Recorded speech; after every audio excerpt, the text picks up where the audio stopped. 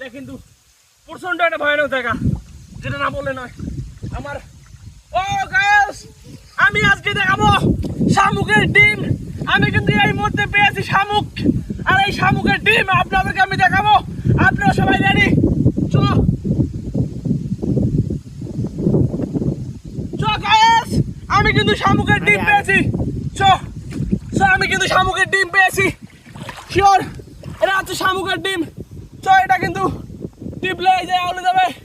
এটা কিন্তু উঁচু জায়গায় এগুলো থাকে, অথচ শামুক প্রাণী থেকে উপরে উঠে এই ডিমগুলো ফুটায়, আর এখান থেকে বাচ্চা তাদের জন্মগ্রহণ করে। আমি আজকে আপনাদের দেখাবো শামুকের ডিম।